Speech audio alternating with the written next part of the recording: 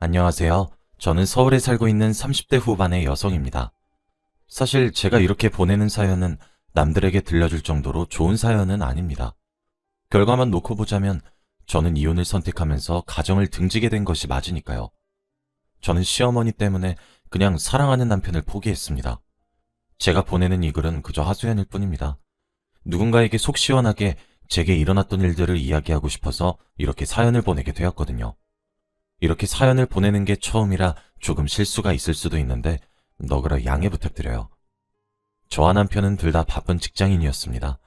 회사에 찌들려서 살다가 서로 만나서 힐링을 하는 평범한 사이였어요. 남편과 저는 같은 업종에 종사하지만 회사는 달랐어요. 하지만 저희가 종사하는 업종은 매우 좁은 편이라서 한 달이 건너면 다 아는 사이였어요. 저희 회사가 남편네 회사와 협업을 하기도 하고 그런 식으로 가까이 지냈죠. 저와 남편은 그렇게 일을 하면서 자연스레 만나다가 연애를 하게 되었고 결혼을 했습니다. 정말 많은 축하를 받으면서 말이에요. 저희 부부는 결혼을 하고 난 뒤에도 흔하고 바쁜 맞벌이 부부로 살아가야만 했습니다. 하지만 저희 부부 사이에 한 가지 약속이 있었어요. 아침 식사 시간은 꼭 지키기로 말이에요. 저도 남편도 야근이 잦은 업종에서 일을 하고 있기 때문에 점심은 당연하고 저녁조차 함께 못하는 경우가 대다수였기 때문이죠. 그래서 평일에 아침 시간만큼은 서로 얼굴을 보면서 밥을 먹기로 약속을 했어요. 그때 아침 인사도 하고 이야기도 하고 그러자고요. 남편도 흔쾌히 약속을 지켜주었죠. 그래서 저희 부부에게 주말이란 정말 황금 같은 시간이었습니다. 서로 일에 치이지 않고 피곤에 쩔지 않은 상태로 찰싹 붙어서 신혼의 기운을 낼 수 있는 날이 딱 주말밖에 되지 않았거든요. 그래서 뭔가 저도 남편도 암묵적으로 서로 주말은 웬만하면 시간을 비워둔 것 같아요. 토요일은 근처로 나들이를 가거나 그런 식으로 말이에요. 함께 공연이나 영화를 보러 가거나 맛있는 것을 먹으러 가거나 그런 식으로 말이죠. 그런데 그렇게 잘 지내다가도 어느 순간부터 토요일에 남편이 아침 일찍 어딘가로 나가더라고요. 처음엔 아침 일찍 가서 한 오후 3시쯤에는 집으로 들어오니까 친구라도 만나고 왔구나 하며 대수롭지 않게 넘어갔습니다. 저도 남편이 없으면 늦잠을 자면서 피로회복을 했고요. 그런데 어느 순간 정신을 차려보니 원래 저희 부부는 토요일마다 암묵적으로 데이트를 나갔고 일요일은 서로 집에서 뒹굴뒹굴거리면서 여유롭게 보냈는데 토요일마다 저 혼자 뒹굴거리며 늦잠을 자기 일쑤였고 남편은 토요일만 되면 누군가와 약속이라도 한 것 마냥 집을 나섰습니다. 이런 남편이 수상하게 느껴지지 않았다면 거짓말이었겠지만 워낙 연애라던 시절부터 제 속을 단 한 번도 썩인 적이 없어서 믿었던 것 같아요. 그리고 제가 어디 갔다 왔냐고 물으면 약속이 있었다고 당당히 대답을 해서 따져 묻기에도 조금 애매했고요. 그렇게 몇 달을 보냈어요. 처음엔 저도 묵묵히 남편의 행동을 지켜봤는데 정말 몇 달이나 지나도록 제게 누군지도 말하기 힘든 사람과 한 약속을 꼬박꼬박 챙겨서 나가는 모습이 퍽 얄밉고 어이가 없더라고요. 그래서 그런지 남편의 변화가 신경이 쓰일 만큼 점점 뚜렷해졌습니다. 처음엔 툭 까놓고 이야기를 하자고 해도 거부하더라고요. 그래서 저는 남편 뒤를 쫓기로 결정했습니다. 그렇게 남편을 쫓아갔죠. 그런데 토요일마다 가는 곳이 제 눈에 익숙한 듯 생각이 듦과 동시에 아는 곳이었습니다. 바로 저희 시댁이 거주하고 있는 동네였죠. 맞아요. 남편은 매주 토요일마다 시댁에 혼자 오는 거였습니다. 처음엔 나를 잘못 잡은 줄 알았는데도 다음 주에도 그 다음 주에도 또 그 다음 주에도 남편의 토요일 행선지는 다름 아닌 시댁이었습니다. 사실 저희 어머니께서 아들에 대한 사랑과 애정이 남다르십니다. 며느리 입장에선 골치가 아플 정도로 말이에요. 저는 시댁에 초인종을 눌러 들어갔고 그곳에서 토끼눈이 된 채로 절 빤히 바라보는 남편과 눈을 맞출 수 있었습니다. 어떻게 왔냐는 질문밖에 하지 못하더라고요. 그날을 기점으로 남편은 토요일 날 아침 더는 나가지 않았습니다. 다만 한 가지 변한 사실은 시어머니께서 직접 저희 신혼집에 방문하신다는 점이었죠. 미리 연락도 하지 않으시고 말이에요.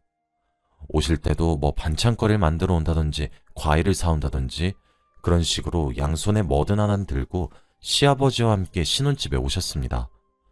시아버지는 전형적인 경상도 남자셔서 무뚝뚝하시거든요. 시어머니에게 끌려오는 기운이 휘몰아쳤죠. 처음엔 하나 있는 외아들이라 애틋하시구나 하면서 넘어갔습니다. 대수롭지 않게 생각했던 것 같아요. 그런데 점점 도를 지나치기 시작하시더군요. 점차 토요일마다 오시던 시어머니는 하룻밤을 자고 가시기 시작하시더니 결국 저희 신혼집의 가장 작은 방 한 칸을 차지하시기도 하셨습니다. 토요일에 시아버지랑 항상 같이 오셔놓고 시아버지만 집으로 돌려보내시고 본인은 머무르시는 거죠. 처음엔 하루, 그 다음엔 이틀, 그러면서 일주일 가까이 머무르신 적도 있었어요. 한창 불타는 신혼기간에 시어머니가 집 어딘가에서 한 자리 차지하고 있다는 것도 껄끄러운데 이것저것 간섭까지 하시기 시작하니 사람이 진짜 딱 미칠 것 같더라고요. 사실 시어머니들이 딸 같은 며느리를 원한다고 하지만 우리 며느리들은 잘 알고 있잖아요. 세상에 그런 관계는 존재하지 않는다는 사실을 말이에요. 주말은 더 이상 저희 부부만의 시간이 아니게 되었고 주말에도 출근하는 시간에 일어나서 아침을 차려드려야 했고 시어머니는 반찬을 한 입 먹으면서 맛평가도 한 줄씩 내뱉었죠. 처음엔 아들이 애틋해서 그렇게 했다 하며 참다가도 솔직히 짜증이 났어요. 남편도 제 눈치를 슬슬 보면서 시어머니께 슬슬 돌아가셔야 되는 것 아니냐고 찔러보더군요. 그런데 시어머니는 본인이 신혼집에 머물러서 민폐를 끼친다는 생각은 전혀 하지 않으시고 제가 남편에게 속살거렸다면서 고래고래 소리를 지르며 화를 내고 현관문을 쾅 닫고 신혼집을 떠났는데 진짜 억울해서 미칠 것 같더라고요. 제가 참다 못해 남편한테 물었습니다. 대체 언제까지 저러실 작정이래? 어머님이 당신 장가 보내고 난 이후에 적적하신 것 알고 있고 당신 얼굴 보고 싶어 하시는 것 같아서 내가 이제껏 아무 말도 안 했어. 그런데 정말 해도 너무 하시잖아. 하면서요. 남편도 이 상황을 잘 알고 있다며 미안하다며 고개를 푹 숙이더라고요. 아마 그게 저희 부부의 첫 부부싸움이었던 것 같아요. 그리고 그뿐만이 아니셨습니다. 시어머니는 그렇게 기습적인 신혼집 방문을 시작으로 어디서 듣도 보도 못한 신종 괴롭힘을 알아서 저를 그렇게 괴롭히셨습니다. 앞서 말했듯이 저 바쁜 직장인이에요. 심지어 남편보다 제가 직급이 더 높고 돈도 더 잘 벌고요. 그래서 그만큼 아주 당연하게 남편보다 일하는 강도가 조금 더 높습니다. 솔직히 점심시간을 제외하고는 정말 바쁘게 하루를 살아가요. 조금 과장해서 화장실 갈 시간도 아까울 정도로 말이에요.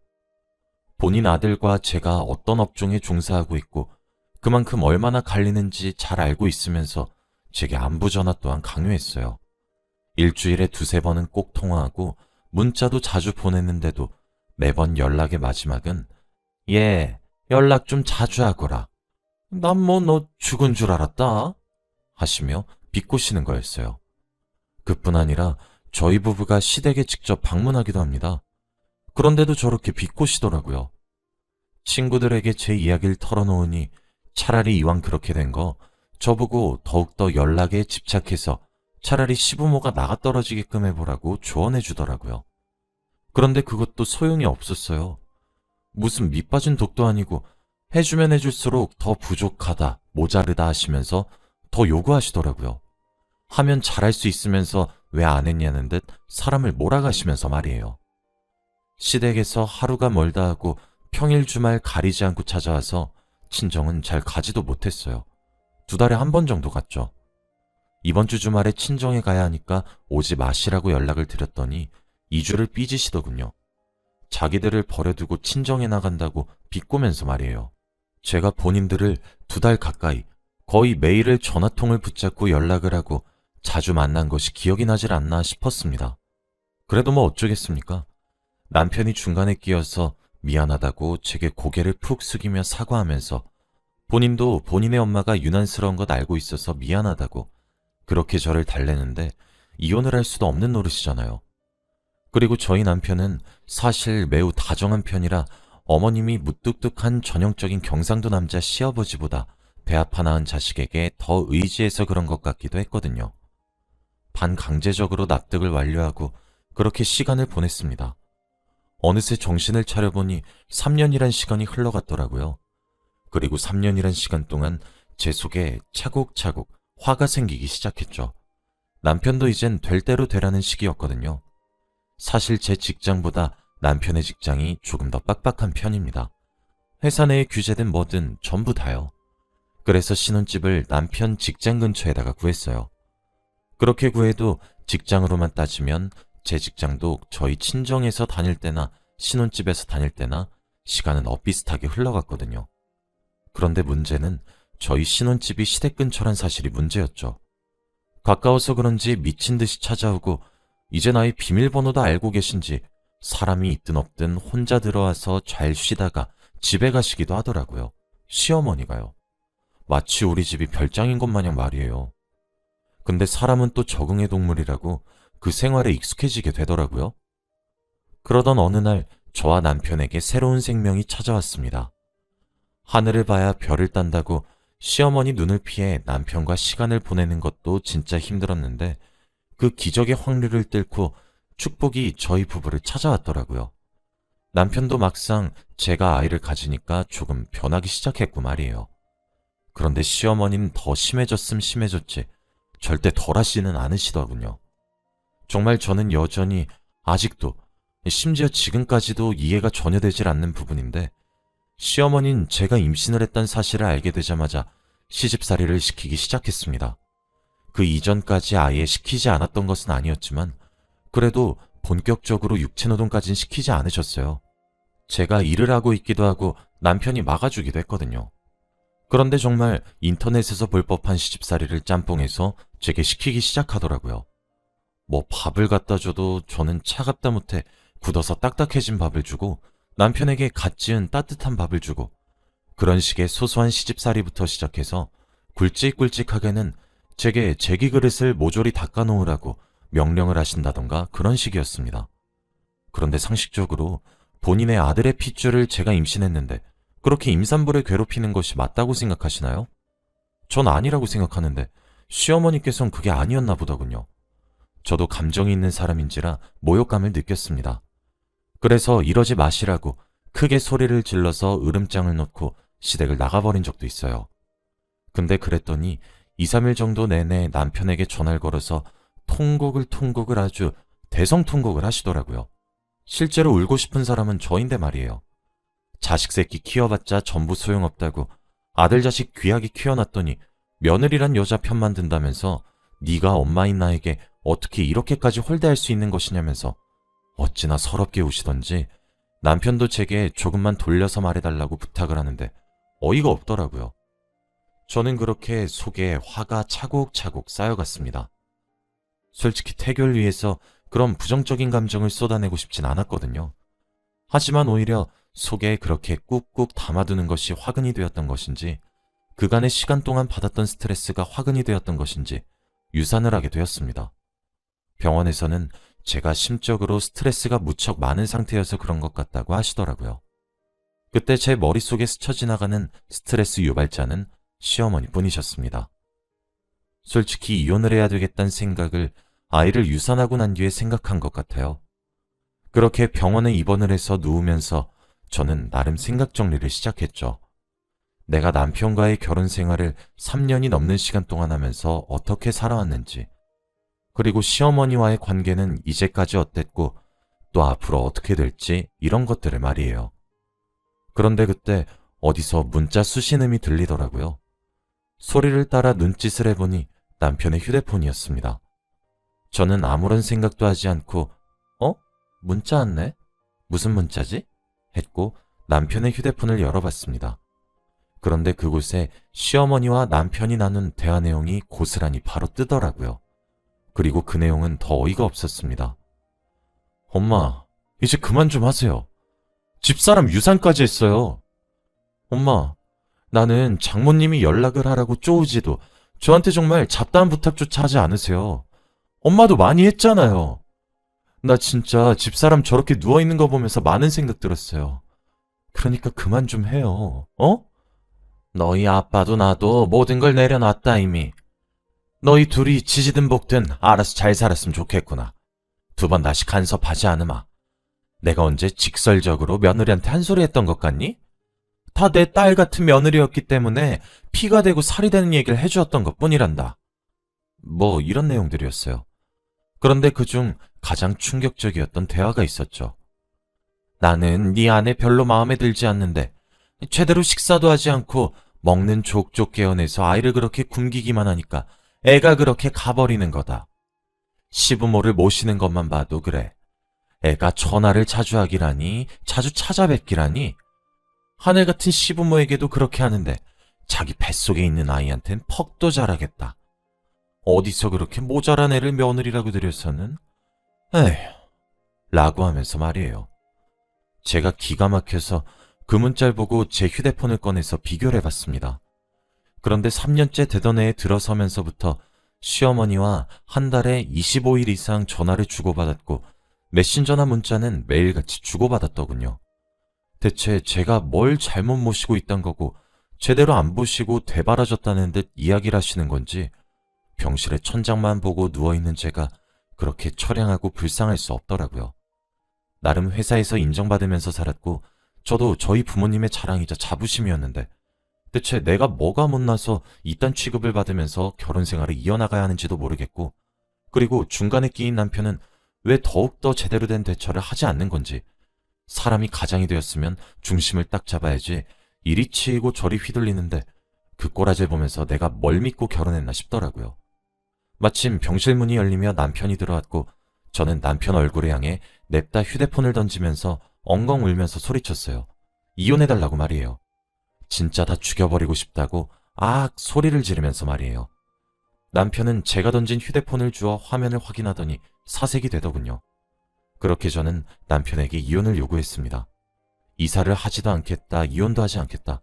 그치만 너무 미안하다고 말을 하고 있는 남편을 보고 있으니 정말 한 톨의 정까지도 호도독 떨어지더라고요. 결국 저는 아이를 잃고 나서야 이혼에 대한 확신이 섰고 남편의 줏대없는 태도와 시어머니의 비정상적인 언행들을 근거로 삼아서 이혼 소송을 하였습니다. 좀 더 노력하겠다는 남편에게 저는 3년 동안 두고 보면서 참았다고 하니 입을 꾹 닫으면서 미안하다고 하더군요. 결국 소송이 진행되기 시작하자 남편은 협의 이혼으로 방향을 돌리자고 했어요. 그래도 양심이 있었던 모양인지 재산을 제 명의로 돌려주겠다고 하더라고요. 미안해 여보. 나도 우리 어머니가 유별난 거 매우 잘 알고 있어. 그래서 더욱 미안해. 하지만 여보, 어머니에게 아들이 나 하나이듯 내게도 어머니가 나 하나여서 나는 당신이 원하는 대로 천륜을 끊지도 못할 거고 어머니가 난리를 치면 말릴 수는 있겠지만 당신이 원하는 대로 뒤엎진 못할 거야. 그러니까 당신이 원하는 대로 이혼을 할게. 대신 내가 몸만 나갈게. 그게 내가 당신한테 할 수 있는 유일한 속죄 같아. 라고 하면서 집과 차를 제 명의로 돌려주고는 깔끔하게 이혼을 했습니다. 지금도 가끔은 생각이 나긴 합니다. 저도 남편도 서로를 정말 끔찍히 사랑했거든요. 그래서 좋았던 그 시절이 떠오르기도 하고 그렇지만 다시 만날 생각은 추호도 없습니다. 그렇게 제 결혼 생활은 막을 내리게 되었죠. 사실 현명한 결정 같긴 하지만 그래도 미련이 많이 남긴 합니다. 시어머니는 나중에 모두 제 명의로 돌렸다는 사실을 알고 또 집이 떠나가라 난리를 치셨다고 하더라고요. 이런 생각을 하면 안 된다는 사실을 잘 알지만 참 얼른 화병이라도 나셨으면 좋겠어요. 여기까지가 제 이야기였습니다. 긴 이야기를 들어주셔서 감사합니다.